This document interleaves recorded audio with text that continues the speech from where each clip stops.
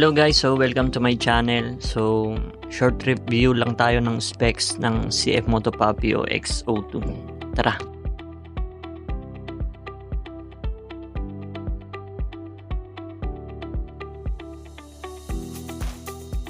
Meron siyang 4-stroke air-cooled vertical engine with 125cc displacement na may maximum power na 9.4 horsepower or 7 kW at 8,250 RPM at maximum torque na 6.78 foot-pound or 9.2 Nm at 6,500 RPM.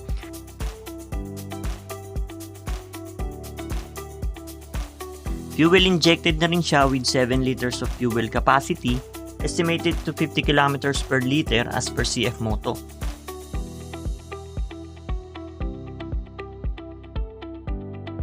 Yung mga ilaw natin, naka full LED na rin harap at likod. Yung engine oil capacity niya is 1.25 liters at ang ground clearance naman ay 6.5 inches.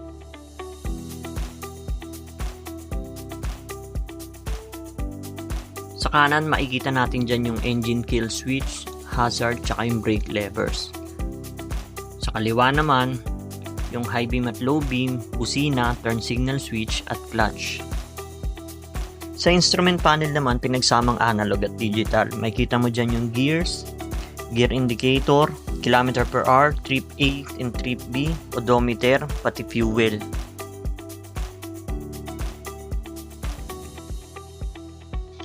Disc brakes na rin siya parehas harap at likod with dual channel of ABS.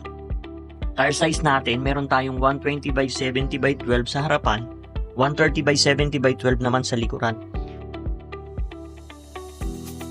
Ito nga pala yung under seat. So, isa sa mga cons niya is walang helmet hook plus walang compartment. So, need mo magpalagay ng bracket para makapagpakabit ka ng top box. Light check naman tayo guys. So, ito yung low beam. Ito naman yung high beam.